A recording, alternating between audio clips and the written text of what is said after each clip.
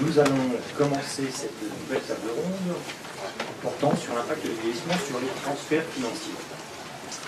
Donc, la problématique est assez simple. Nous avons deux problèmes face à face. D'un côté, une évolution démographique qui a été largement commentée jusqu'ici. Et simultanément, nous avons des ratés récents sur les marchés financiers en particulier, que ce soit la crise subprime ou le problème des dettes souveraines. Conséquence de ces deux phénomènes concomitants, nous avons simultanément une montée de la rétention patrimoniale, ce qui va être détaillé, et une montée de la version au risque individuel, ce qui a été déjà évoqué. Donc nous avons un double problème en conséquence de ce conflit. D'une part, un conflit générationnel instantané, et deuxième niveau de problème, qui est plus un problème de long terme, mais qui pourrait être vu aussi comme un problème conflictuel générationnel, l'assèchement de l'investissement productif, qui est porteur de croissance ultérieure, et donc, en l'absence de croissance, qui poserait des problèmes aux générations suivantes. Donc, pour répondre à ces questions, je vais passer exclusivement la question à trois professeurs. Tout d'abord, Luc Arondel interviendra sur la fiscalité individuelle, précisément quelles incitations doit-on mettre en place. C'est vraiment le rôle de l'État. Deuxième volet, très économique comme démarche, nous parlerons de la demande, avec l'intervention du professeur Didier Follus, qui vous évoquera la réglementation prudentielle optimale et la stratégie des investisseurs de long terme. Et enfin, troisième volet, le volet offre, avec l'intervention du professeur Jérôme Glachan, qui nous évoquera le rôle de l'intermédiation financière et les actifs à proposer. Je passe donc la parole à Luc Arondel. Merci. Alors si on regarde les transferts intergénérationnels, ils peuvent être placés dans trois dimensions. Donc leur sens, l'origine et la nature. Le sens, les transferts intergénérationnels peuvent être ascendants, donc ils vont des enfants vers les parents, ou bien descendants, ils vont des parents vers les enfants. L'origine, ils peuvent venir de l'État ou de la famille publique versus privée. Et ensuite, la dernière dimension, c'est la nature, donc ils peuvent être soit matériels, soit en nature. Et moi, comme je suis un homme d'argent, je vais m'intéresser uniquement aux transferts matériels. Alors, si on place les transferts intergénérationnels dans les deux autres dimensions, on va faire le constat suivant. C'est-à-dire que les transferts intergénérationnels publics, majoritairement, montent les générations, c'est-à-dire qu'ils vont dans le sens ascendant, et les transferts intergénérationnels privés descendent majoritairement les générations, c'est-à-dire qu'ils vont des parents vers les enfants. Rien de nouveau sous la lune. Donc le premier transparent, alors pour simplifier, pour vous fournir quelques mesures quantitatives, on va donc définir deux générations de la manière suivante. Donc les plus de 60 ans d'un côté, donc on va les appeler les vieux ou les moins jeunes, politiquement correct, comme ça. Et puis de l'autre, les moins de 60 ans, c'est-à-dire les jeunes ou les moins vieux. Donc quantitativement, les premiers représentent 20% de la population, donc les vieux, comme dirait Guichard, et de l'autre côté, 80% chez les plus jeunes. Voilà un petit peu la mesure quantitative. Bon, on l'a déjà dit ce matin. Alors, si on regarde les transferts intergénérationnels publics, eh bien, les premiers, c'est-à-dire les vieux, entre guillemets, reçoivent l'équivalent de 20 points de PIB de transfert intergénérationnel, et les seconds, les plus jeunes, les seconds 17 points de PIB. Le problème, je ne sais pas si c'en est un, mais les moins de 60 ans sont 4 fois moins nombreux. Donc, si on prend un exemple, par exemple, les pensions de retraite représentent 2 fois les dépenses d'éducation. Donc c'est pour ça qu'on est amené à dire que les transferts intergénérationnels publics montent les générations. Alors quel va être l'impact du vieillissement? Vous allez un peu trop vite. Ça c'est pas sympa, c'est comme dans un polar, on vous donne la solution avant de lire le truc. Alors quelle est la conséquence du vieillissement de la population? Eh bien, ça va se traduire par le fait, on l'a déjà dit ce matin, que donc, voilà, la part des 60 ans représentait donc 6% de la population en 1960, et en 2050 représenteront 32%. 32%. Donc ça veut dire que si on maintient le partage actuel, les transferts intergénérationnels publics ascendants représenteront 32 points de PIB en 2050, ce qui sans doute est, si on fait une règle de 3, ce qui sans doute est difficilement soutenable. Alors je vais parler maintenant des transferts intergénérationnels privés. Donc, comme je disais tout à l'heure, ces transferts donc, descendent des générations. Alors qu'est-ce qu'on entend par transfert privé? C'est les aides, la donation et l'héritage. Et ces transferts représentent à peu près de l'ordre de 7 à 10 points de PIB. Ce qu'il faut noter, c'est qu'ils sont en forte augmentation depuis les années 80. Je vous rappelle qu'une succession sur 2 était déclarée aux impôts en 1984. Aujourd'hui, on en est à 2 sur 3. Si on regarde donc le montant, c'est-à-dire entre 2000 et 2006, la succession moyenne a augmenté de 75%, donc 100 000 euros en 2000, 175 000 en 2006. Donc ça s'explique essentiellement par la hausse des prix de l'immobilier, mais également par le fait que les taux d'épargne, que les familles françaises sont relativement épargnantes, puisque le taux d'épargne en France est de l'ordre, depuis plus de 15 ans, est de l'ordre de 15%. Alors, quelle est la conséquence du vieillissement? Donc, on a parlé d'allongement de l'espérance de vie. Donc, cet allongement de l'espérance de vie a eu pour conséquence que l'on hérite de plus en plus tard. 42 ans en 84, 50 ans aujourd'hui. Donc, on hérite à un âge où l'on se soucie déjà plus de sa retraite que l'on ne s'installe dans la vie. C'est-à-dire quand on a moins de projets. Je vous rappelle que John Lennon disait « La vie, c'est le truc qui passe pendant qu'on perd son temps à multiplier les projets ». Donc si l'on regarde les transferts intervivos, notamment les donations, on constate qu'ils ont fortement augmenté durant les années 90, avant de diminuer fortement depuis le début des années 2000. Donc ces transferts, ce qu'on appelle les transferts intervivos, ces transferts du vivant, donc ont en partie compensé les héritages tardifs, puisque l'âge moyen des donateurs est passé de 39 ans en 84 aux environs de 37 en 2000. Alors pourquoi? Parce qu'il faut dire que ces transferts, on va s'intéresser un petit peu à l'incitation, et notamment à l'incitation fiscale. Il faut dire que les transferts ont bénéficié d'avantages fiscaux conséquents, donc qui ont boosté un peu ce type de transfert. Il y avait une règle, donc en 1990, il y a une règle de 10 ans pour l'exonération des droits de succession sur les donations, donc il n'était plus rapporté à la succession. Il y a eu aussi un élargissement de certains droits en 1996 aux petits-enfants, concernant les donations toujours. Il y a eu les donations Sarkozy en 2004-2005. La loi TEPA de 2007 allait complètement dans le même sens, puisqu'on passait donc de la règle des 10 ans d'exonération à celle des 6 ans. Donc on pouvait donc donner tous les 6 ans sans que le montant donné soit rapporté à la succession. Et puis on a aussi augmenté de manière très conséquente les abattements, c'est-à-dire par héritier, on est passé de l'ordre de 50 000 euros à 160 000 euros aujourd'hui. Alors pour l'instant, on ne sait pas, depuis cette loi TEPA, je ne peux pas vous dire si cette nouvelle fiscalité a permis d'accélérer la mobilité du patrimoine entre les générations, puisque de toute façon il y a un bloc-out des données statistiques des services fiscaux auxquels on n'a pas du tout accès pour l'instant. Alors la question c'est est-ce que pour réduire les inégalités... vous allez encore trop vite? Ah non, c'est bon. Est-ce que pour réduire les inégalités intergénérationnelles, il faut continuer à favoriser cette mobilité patrimoniale et comment peut-on faire, puisque donc les effets de la fiscalité semblent s'essouffler. Je vous rappelle, depuis 2000, je vous ai dit que le nombre de donations était en train de diminuer. Alors la première question qu'on peut se poser, c'est est-ce que c'est économiquement envisageable? Alors ça c'est donc l'objet de ce transparent, puisque si on regarde la distribution des patrimoines selon l'âge, donc là, c'est les patrimoines médians, donc je n'ai pas le temps pour vous donner un cours de statistiques, mais c'est des patrimoines médians relatifs, et on s'aperçoit que ces patrimoines médians relatifs sont de 40 à 50% supérieurs pour la classe d'âge des 50 à 70 ans. Donc effectivement, le patrimoine, il est chez les plus âgés.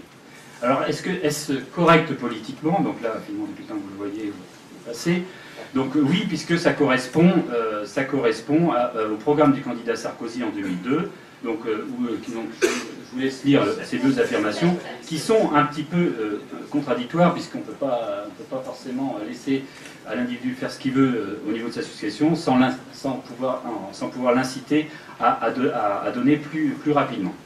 Troisième chose, est-ce que c'est efficace économiquement?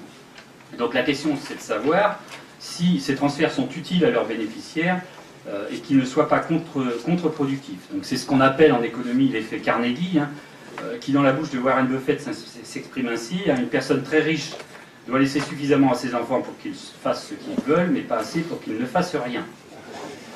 Donc je vais donner deux exemples sur les données de l'INSEE. Donc je vais m'intéresser, donc on a déjà parlé de l'achat de sa résidence principale, donc je vais reprendre donc l'exemple de l'achat de la résidence principale et donc de l'influence des donations sur l'achat de la résidence principale, pour celles qui sont non héritées, et puis la création d'entreprises. Donc je vais vous demander de passer le transparent suivant. Donc si on regarde l'achat de la résidence principale, donc en moyenne, donc, bon, c'est des choses qui sont, c'est de l'économétrie, c'est des choses pour lesquelles on tient compte de toutes les autres dimensions. Il n'y a pas uniquement celle des transferts intergénérationnels. Donc en moyenne, on a à peu près une probabilité d'acheter sa résidence principale qui est de l'ordre de 58%. Si on regarde cette probabilité, si on calcule cette probabilité, donc chose égale d'ailleurs, chez les donataires, on atteint donc un chiffre de 69%, et chez les non-donataires, c'est 54%. Vous voyez qu'il y a un effet qui n'est pas négligeable. Et notamment, l'effet est plus important sur les donations que sur l'héritage. Deuxième exemple, c'est donc ça concerne la création ou la reprise d'entreprise, donc non familiale. Donc c'est des choses qui sont soit créées, soit on reprend une entreprise à l'extérieur de la famille. Donc en moyenne, donc la probabilité, bon, en tenant compte de toutes les caractéristiques des individus, des ménages, on arrive à 7% en moyenne. Et si on regarde donc chez les donataires, cette probabilité est de l'ordre de 9%, et chez les non-donataires, de l'ordre de 6,5%. Donc il faut quand même noter, alors c'est vrai que c'est un effet, donc qui n'est pas négligeable, il faut quand même noter que cet effet est moins fort que l'origine sociale. Hein, donc quand on est fils d'indépendant, évidemment on a plus de chances de créer ou de reprendre une entreprise, ou même le diplôme, où là aussi on a un effet plus important que les transferts intergénérationnels. Donc la proposition, c'est défini qu'on a fait avec dans une étude, dans les travaux qu'on a fait avec André Nasson, c'est donc que pour réduire les inégalités intergénérationnelles, puisque donc, ça semble marcher, il faut taxer donc plus fortement les héritages pour inciter les parents à donner de leur vivant. Alors dans le contexte actuel, j'ai lu récemment qu'on est en train de vouloir revenir sur la fiscalité des successions, et on veut revenir en arrière, c'est-à-dire qu'on veut ramener donc l'abattement qu'on a amené à 60 000 €, on veut le ramener à 50 000 €. Donc la proposition que l'on fait, nous, c'est que eh bien, si on veut donc inciter à la mobilité du patrimoine, il faudrait mieux, donc on peut revenir sur l'abattement sur les héritages, mais il ne faudrait pas revenir sur l'abattement concernant les donations.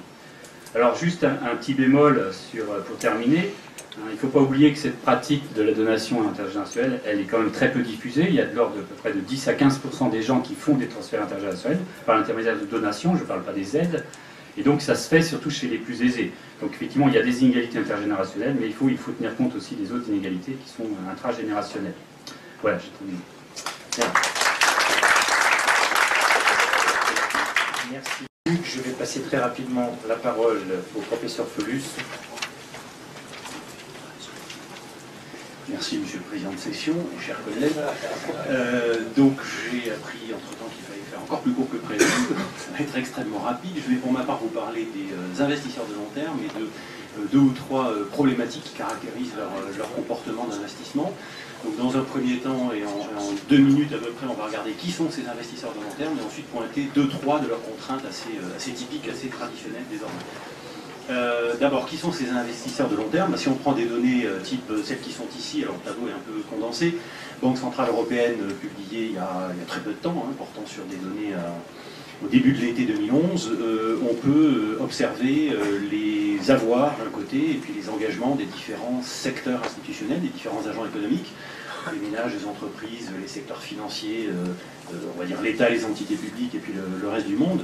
Et j'ai essayé d'identifier dans ce tableau lesquels de ces secteurs institutionnels sont détenteurs d'actifs financiers à long terme. Alors si on regarde les petits calculs qui sont faits là-dedans, tout à fait en bas du tableau, par secteur institutionnel, vous avez la part en pourcentage dans leur actif total, leur actif financier total, des avoirs financiers de long terme, qui peuvent prendre la forme très classiquement, soit d'actifs financiers de placement, des actions, des obligations pour faire simple, ou éventuellement des prêts à long terme.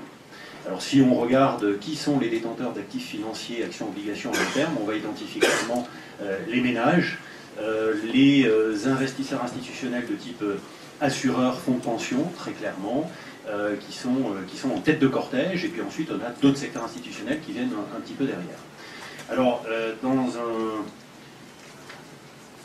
voilà, suivant. Alors on peut s'interroger pour savoir effectivement qu'est-ce qui serait opportun de mettre dans un portefeuille quand on a des horizons de placement qui sont extrêmement longs en soi, ce qui est typiquement le cas effectivement des ménages, des fonds de pension, des assureurs, notamment des assureurs vie. Et si on regarde le comportement des actifs financiers sur une durée très longue, ici vous avez 110 ans de données, on peut voir que, sur données américaines ici, mettre $1 en 1900 dans des actions, ça donne une valeur bien plus grande aujourd'hui.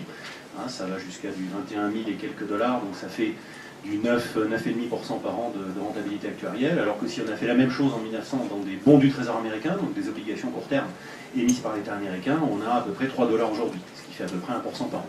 Donc vu comme ça, on a envie de dire il faut mettre son cash dans des actions quand on a un horizon de détention long.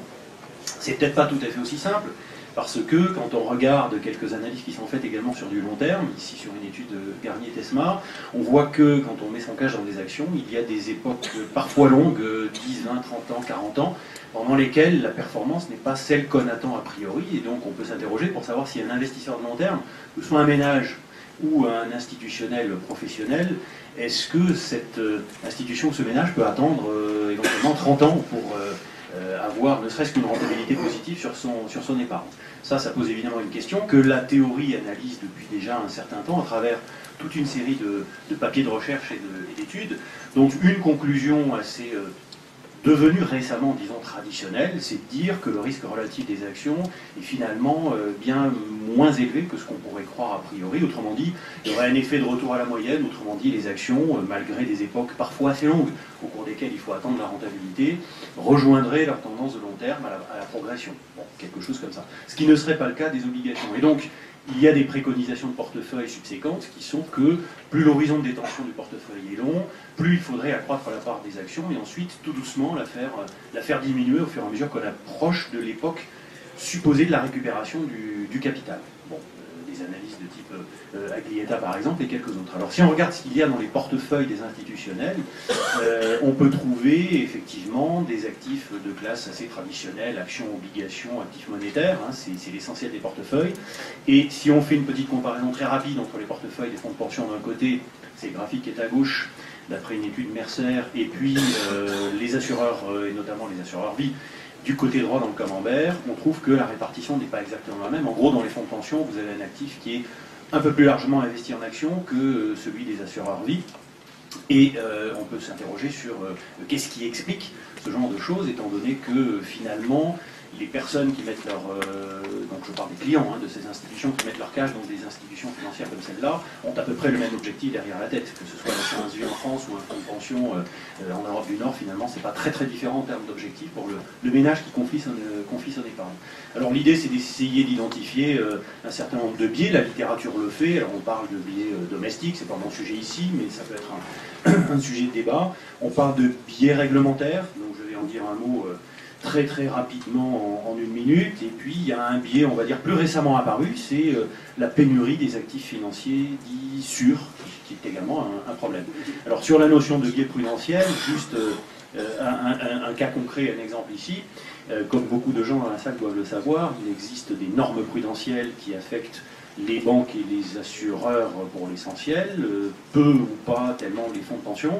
Et à titre d'exemple, si on fait un petit focus très rapide sur le fameux Solvabilité 2 qui va être mis en œuvre sur les comptes des assureurs à partir des publications qui sont datées du 31/12/2012, en principe, sauf changement d'ici là, on devrait avoir une quantité de fonds propres dans les comptes des assureurs à partir de cet horizon qui s'accroît très très fortement en fonction de la détention des actifs supposés être les plus rémunérateurs, ceux qui sont le plus dans le sens de l'intérêt social de l'épargne, j'accélère Monsieur le Président, et on aurait là une identité avérée a priori d'un biais prudentiel. Donc décourager l'investissement dans les actifs supposés être les plus rentables à long terme. Un deuxième élément, qui est quelque chose de plus récemment apparu dans l'horizon des portefeuilles, dans l'univers de la décision des gérants de portefeuille, c'est quand on veut mettre dans un portefeuille un actif qui est supposé être sans risque ou faiblement risqué ou très sûr, autrement dit on va être sûr de récupérer son cash, on a aujourd'hui un problème assez sérieux, c'est qu'il est de plus en plus difficile d'identifier ces actifs, de savoir s'ils existent sur la planète en quantité suffisante. Et vous avez une petite illustration ici de l'écart des spreads souverains en Europe récent. Ce qui veut dire clairement que le niveau de confiance dans ces actifs est devenu extrêmement dispersé aujourd'hui, alors qu'il y a un petit nombre d'années encore, 2006-2007, il était très convergent. Donc ça pose vraiment cette question de confiance. Et j'en prendrai pour preuve ce matin, pendant que des gens étaient arrivés plus tôt que moi ici et écoutaient les présentations, l'État allemand a essayé d'émettre 6 milliards d'obligations, et pour l'instant il n'y est pas arrivé, il en a émis 3,5 milliards ce matin. Donc ça veut dire que même l'actif financier le plus sûr du moment n'inspire peut-être pas autant confiance qu'on pourrait l'imaginer. Voilà, j'arrête là-dessus, puisqu'il faut raccourcir et que je prends des coups de pique dans les jambes depuis 10 minutes. Merci. Dans les micros fiscales et macroéconomiques allemands, nous allons nous interrompre et laisser la parole à Bernard Spitz et nous finirons sur le volet macroéconomique, l'offre, intermédiation et nous conclurons. Merci.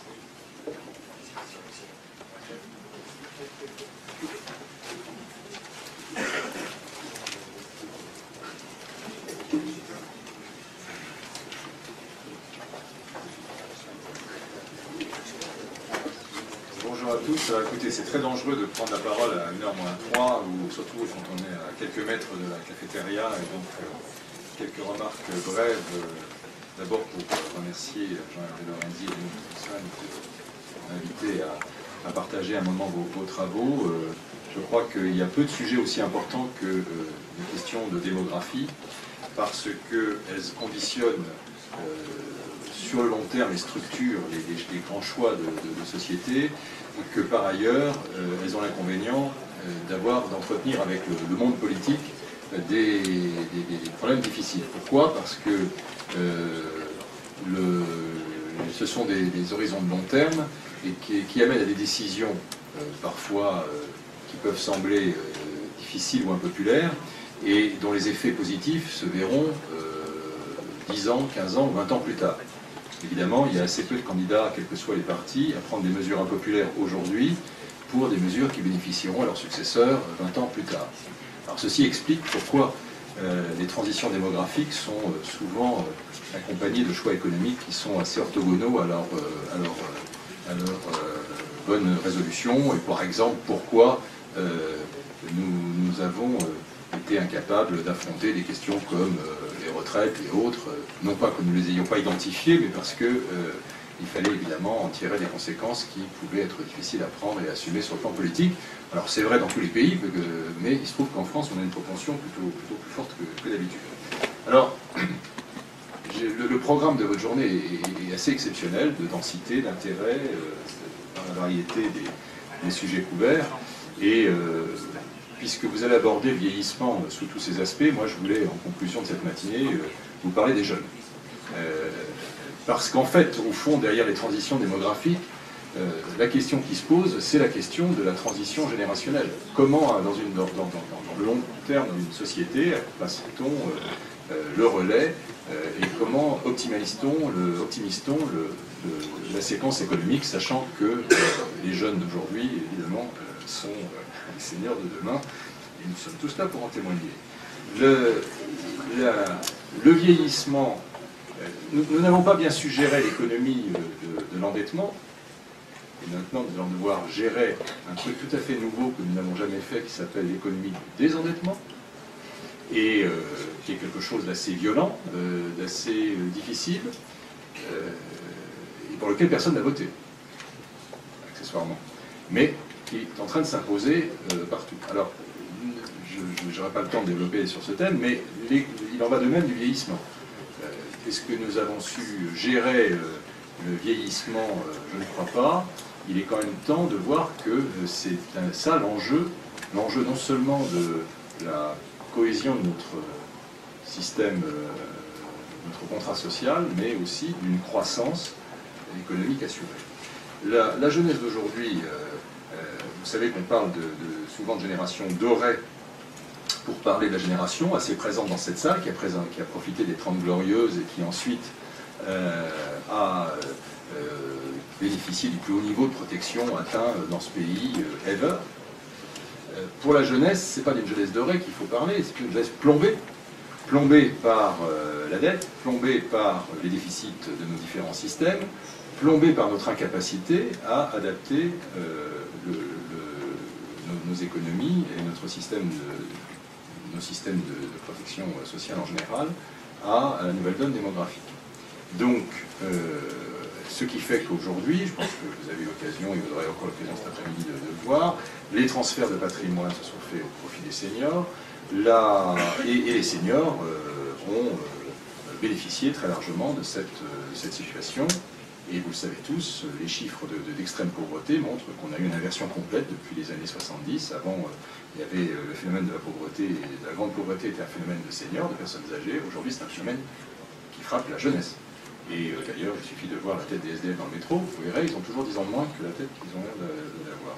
C'est un phénomène extrêmement grave, évidemment amplifié dans le contexte actuel par le phénomène du chômage. Bon, nous avons en France un talent particulier pour marginaliser notre jeunesse en faisant sortir une proportion défiant toute concurrence de non qualifiés, ce qui dans le monde actuel équivaut à un suicide.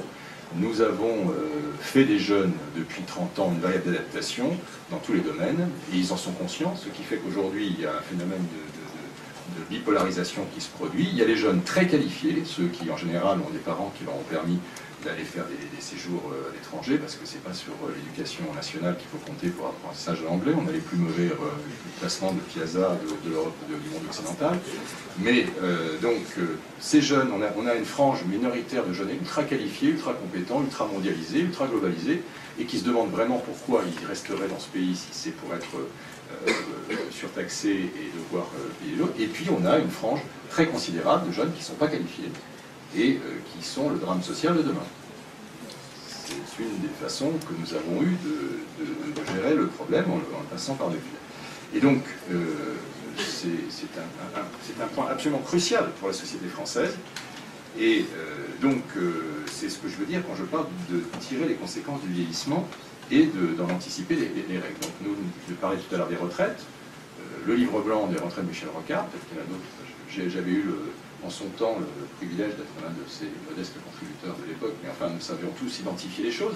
Il y avait Jean-Michel Charpin qui était présent ce matin, qui a joué aussi un rôle considérable pour expliciter et faire la pédagogie des choses. Je ne parlerai pas des rapports qui ont été construits intellectuellement pour essayer d'expliquer que tout allait très bien et que ça pouvait attendre encore une petite vingtaine d'années de la marquise.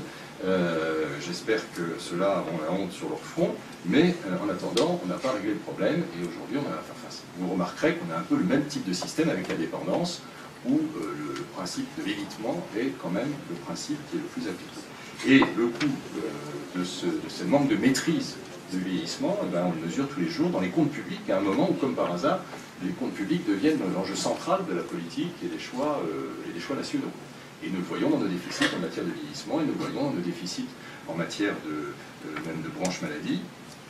Et tout ça est absolument un gâchis, parce que cette incapacité à gérer cette maîtrise du vieillissement est en même temps crée un phénomène d'exclusion qui nous prive, qui n'a que des aspects négatifs. C'est pas du win-win, c'est du lose-lose-lose. Nous avons moins d'actifs seniors qui viennent, c'est autant d'argent en moins de fiscalité qui viendrait abonder le secteur. En revanche, on a développé des politiques malthusiennes assez absurdes, consistant à faire partir les vieux pour soi-disant faire entrer les jeunes, mais dans les conditions que je viens de dire, évidemment, ça n'a pas marché. Et le vieillissement de la population française a des impacts tout à fait macro.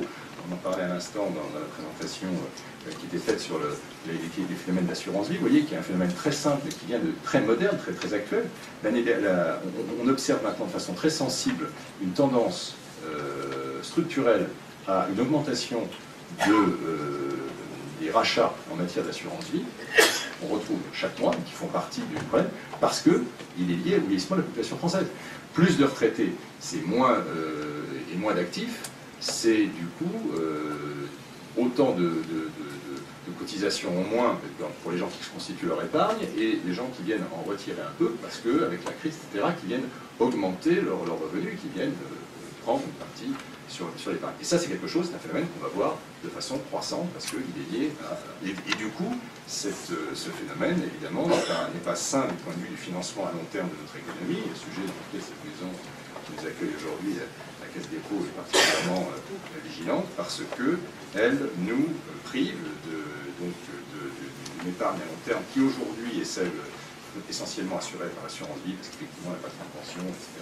Et donc qui fait qu'on a un phénomène de prix de l'économie, d'une forme d'oxygène qui générerait de l'investissement, de la croissance, donc des emplois, et donc qui participerait de cet effort de redynamiser l'économie dans un pacte intergénération. Alors, qu'est-ce qu'on peut espérer pour mettre fin à cette spirale? Il y a plusieurs axes à imaginer, je ne vais pas les développer à cette heure-ci et aujourd'hui, mais je pense qu'il y a à la fois deux axes essentiels. Le premier, c'est d'exploiter le vieillissement pour en faire une opportunité de croissance, et donc de soutenir l'activité des salariés seniors. Ce matin, quelqu'un disait que si le taux d'emploi des 50-65 ans était le même en France qu'en Allemagne, il y a 1,3 million de personnes en plus qui créeraient de la richesse. Un chiffre qui est extrêmement parlant. Ça suppose aussi de changer un certain nombre d'éléments dans les mentalités et de mobiliser les entreprises à cet effet.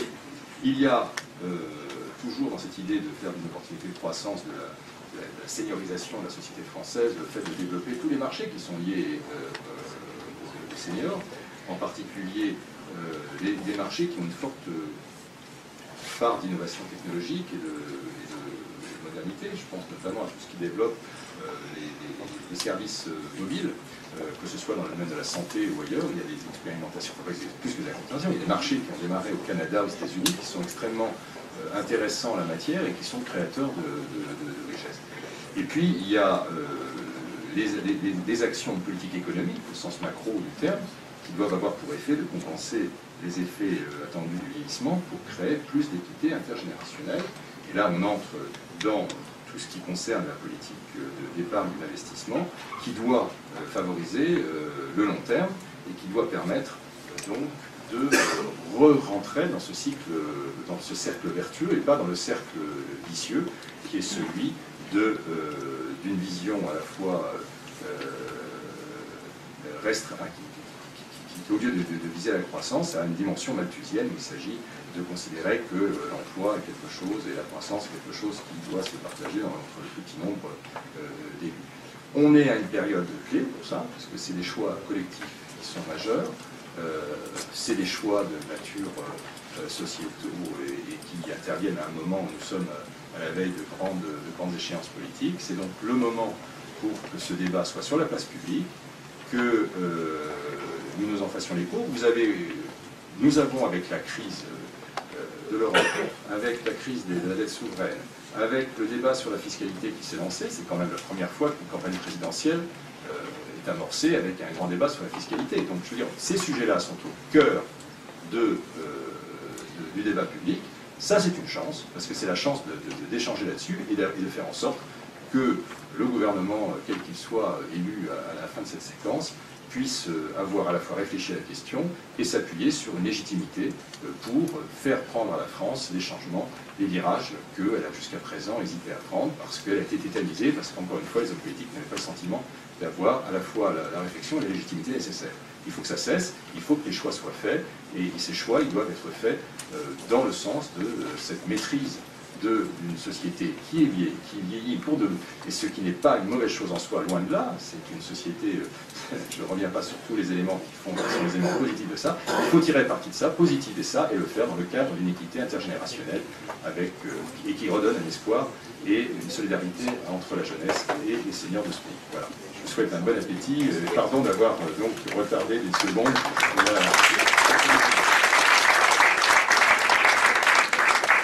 Monsieur le Président, merci de votre éclairage et de votre temps, denrée aussi précieuse que notre jeunesse. Nous allons donc pouvoir finir cette table ronde avec l'intervention de Jérôme Lachan. Profiter de cette transition non démographique. Bonjour, j'ai une tâche difficile puisque je dois vous tenir en haleine durant 5 minutes. Je vais essayer de faire très court. Je voulais simplement insister sur un ou deux arguments, donc essayer d'aller à l'essentiel. La question que l'on peut se poser, c'est l'impact du vieillissement sur essentiellement la qualité de l'épargne. La qualité de l'épargne, elle dépend d'abord des motifs de l'épargne, des épargnants vieillissants, puis elle dépend ensuite de la qualité du système financier ou de sa capacité à transformer éventuellement cette qualité d'épargne. Donc c'est de ça dont je veux vous entretenir dans des économies qui sont évidemment des économies vieillissantes.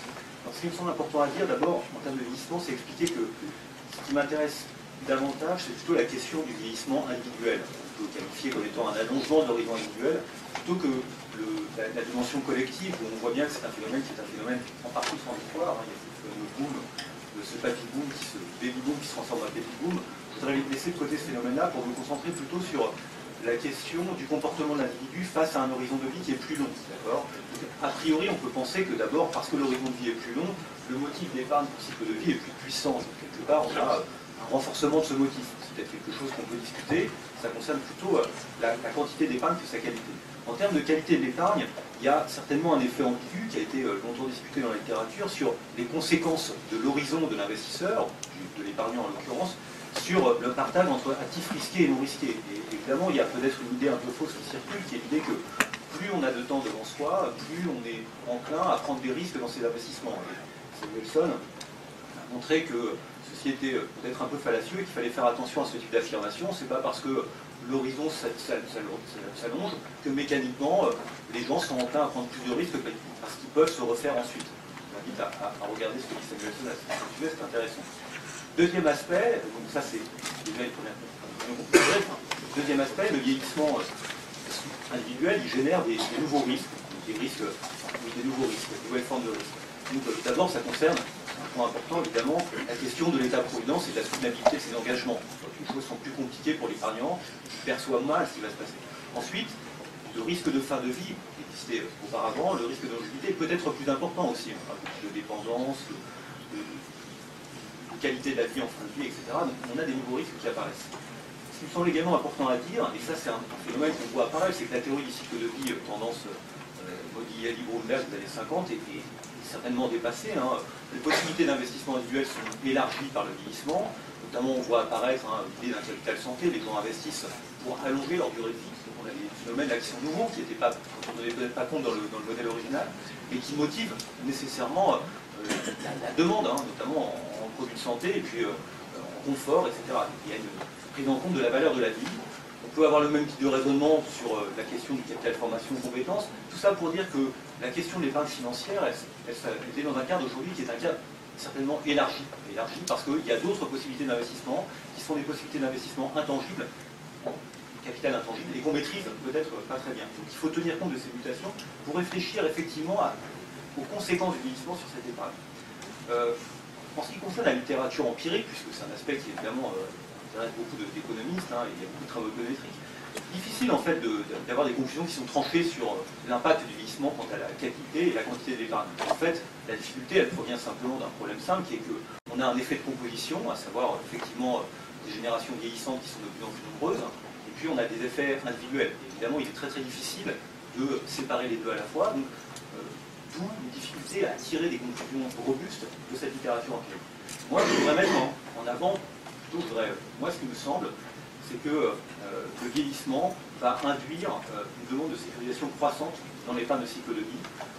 Et donc, les épargnants vieillissants vont chercher de plus en plus, via leur stratégie financière, en fait, à se constituer une réserve de valeur, plutôt que quelque chose que l'on essaie de construire pour un motif de rendement ou de le faire croître. Donc, il y a ce motif un peu de réserve de valeur qui me semble très important, et il me semble d'autant plus important parce qu'effectivement, il y a cette incertitude assez radicale sur le devenir de l'état-providence, et parce qu'il y a des comportements de précaution qu'on voit apparaître face aux risques individuels qui concernent les autres composantes de l'actif des ménages, composantes intangibles.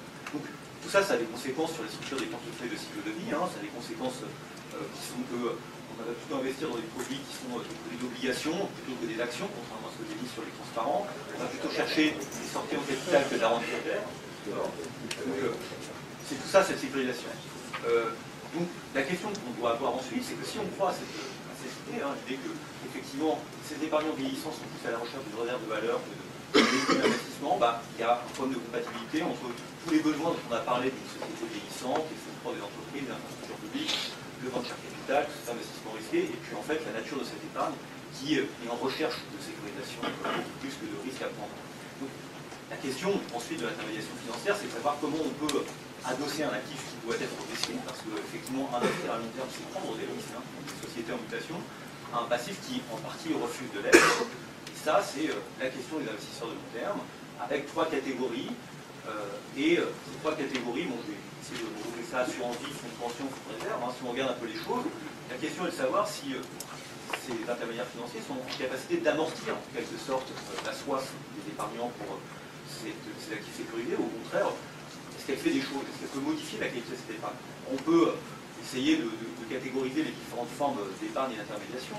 Si on parle de l'épargne de retraite individuelle, évidemment, c'est quelque chose qui, par nature, ne cherche pas forcément à amortir. Au contraire, on a un strict adossement de l'actif au passif et on a peu de mutualisation des risques. De ce point de vue-là, on peut effectivement être inquiet, enfin pas inquiet, mais se poser des questions sur le développement de ce type de produits. Bon, on sait qu'en France, c'est assez peu développé, mais là, on a un vrai problème, c'est-à-dire que l'intermédiation financière ne remplit plus son rôle.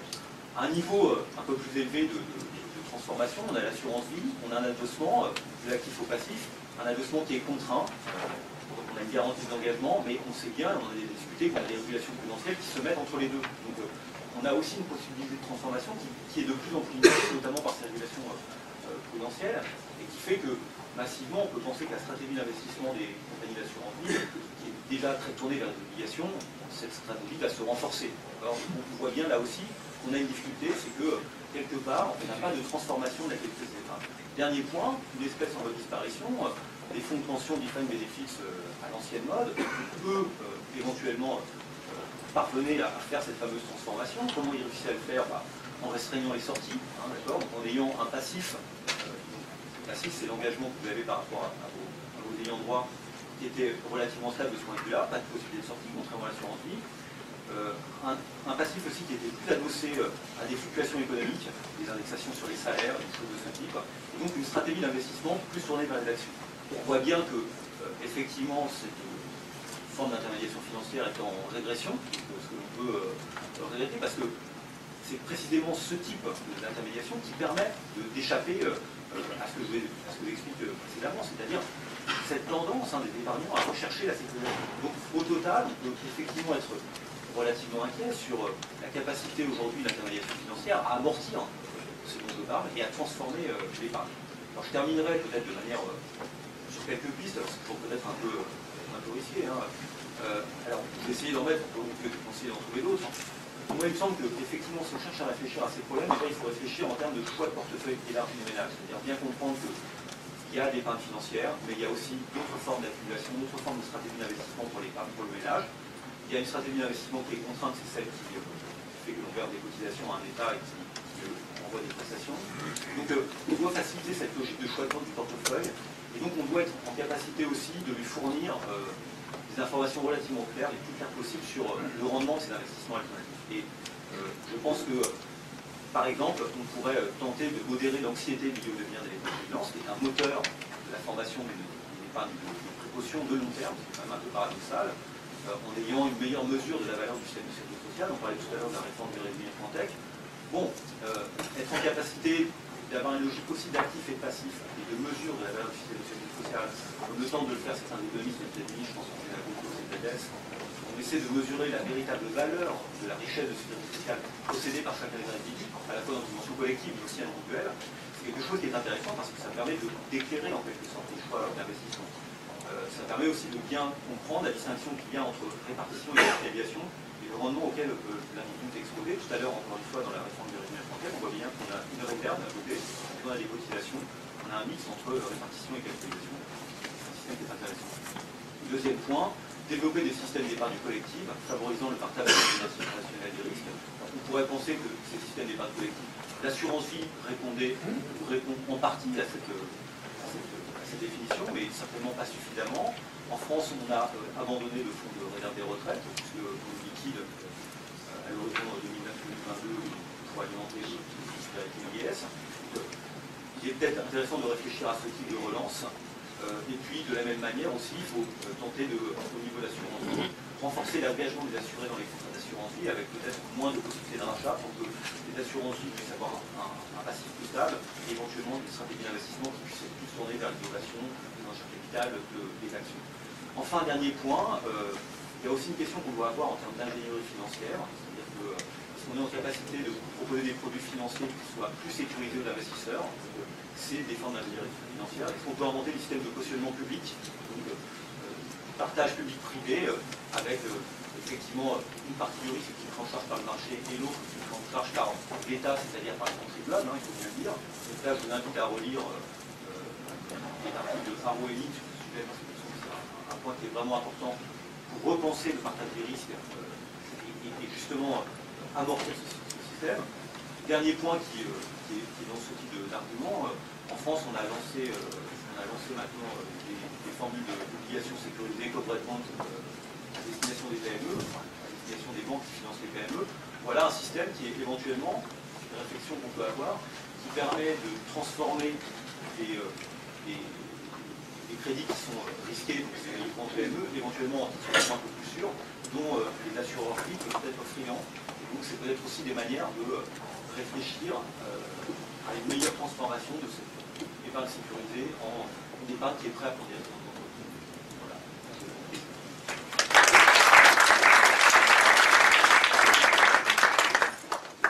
Bien, merci de votre intervention. Donc pour finir, pour conclure de façon très ramassée, les quelques enseignements opérationnels lourds de cette session sont les suivants.